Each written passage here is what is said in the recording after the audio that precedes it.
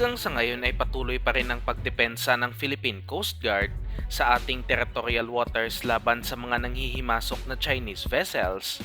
na kung saan nakikipagpatentero ang ating mga barko sa mas naglalakihang mga vessels ng China, ngunit hindi rin naman papadaig ang ating mga pwersa doon.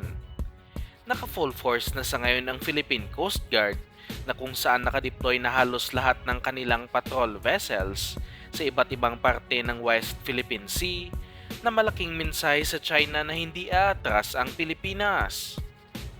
Ngunit hindi natin may kakaila na luging-lugi ang ating mga pwersa doon kung sakaling sumiklab palalo ang tensyon dahil armado lamang ng mga remote-controlled machine guns ang mga patrol vessels ng Philippine Coast Guard, samantalang ang mga barko naman ng China ay armado ng mga autocannons, pati na rin mga 57mm naval gun na kayang palubugin ang mga vessels ng Pilipinas. Ngunit sa bagong balita mula sa Max Defense, mukhang hindi na talaga magpapahuli pa ang ating Coast Guard matapos inanunsyong bibili na talaga sila ng mga autocannon na ilalagay sa kanilang mga patrol vessels upang mas mapalakas pa ang kanilang firepower. Sinasabing bibili ng nasa tatlong 30mm remote-controlled autocannon ang Philippine Coast Guard at nilaanan nila ito ng budget ng nasa 406 million pesos at inaasahang ikakabit ito sa dalawang Teresa Magbanwa class patrol vessels na pinakamalaking klase ng barko sa ating Coast Guard at pati na rin sa ating BRP Gabriela Silang na ikalawa sa pinakamalaking barko sa kanilang armada. Hindi pa malaman sa ngayon kung anong klase ng 30mm autocannon ang kanilang bibilhin, ngunit may tsansang ito ang Mark 44 Bushmaster autocannon ng Estados Unidos na katulad sa nakakabit sa ating Rizal class frigates, pati na rin sa mga Acero class fast attack craft ng Philippine Navy. Hindi man ito kasing laki ng naval gun na nilalagay sa mga warships ng ating Navy, kaya pa rin ng mga 30mm autocannon na magbigay ng kinakailangang firepower at kaya din ito i-disable ang malalaking patrol vessels tulad ng sa China at kayang wasakin ang mga Chinese maritime militia vessels. Hindi lang din mga surface targets ang kayang tamaan nito, kundi pati na rin ang mga aerial targets tulad na lang ng mga drones at aircraft, kaya magandang proyektong ginawa na ito ng ating Coast Guard.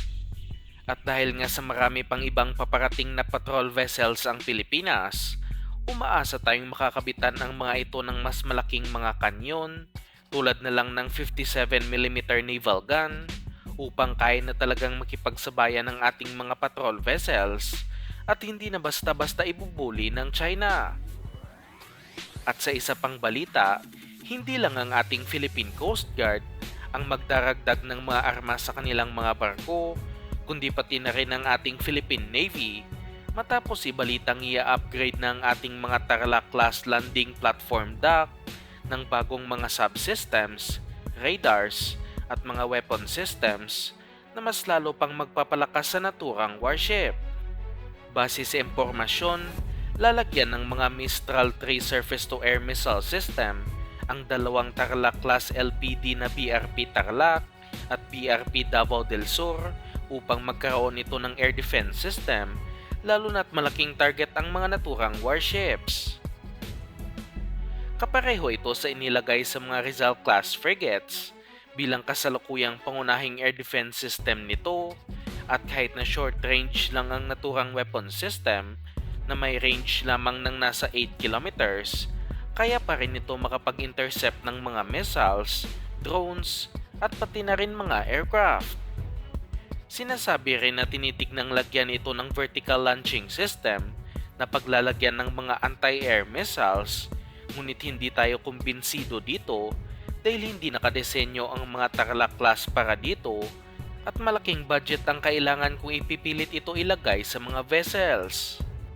Kasama pa sa ibang ilalagay ay ang mga 76mm naval gun na kalimitang nilalagay sa mga warships ng ating Navy na kayang magpalubog ng mga surface targets, mga 25mm o hindi kaya 30mm autocannon na pangdepensa laban sa mga maliliit na targets, At ang close-in weapon system, katulad na lang ng Aselsan Gokdinez, na kayang maka-intercept ng mga missiles at aircraft. Kailangan ito ng mga Tarlac class dahil nagdadala ito ng supply at mga armored vehicles, pati na rin daang-daang mga sundalo, kaya kailangan talaga ng proteksyon ng naturang warship dahil napaka-importante ng mga sakay at dala nitong mga equipment. Maliban sa pagkabit ng armas sa dalawang Tarlac class, may paparating din na dalawa pang bagong Tarlac class vessels na in-order ng Philippine Navy mula sa PT PAL ng Indonesia at umaasa din tayong makakabitan ng mga armas ito. Maliban sa mga Tarlac class, umaasa din tayong makukumpleto din ang armas ng iba pang warships tulad na lang ng mga Del Pilar class offshore patrol vessels na kung saan pwede pa itong kabitan ng mga anti-ship missiles at ang mga Rizal class frigates na kung saan kinakailangan pang kabitan ng mas maraming anti-air missiles.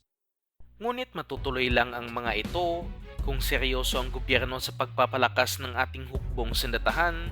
at hindi lang sa ayuda na pupunta ang kanilang kinakailangang budget.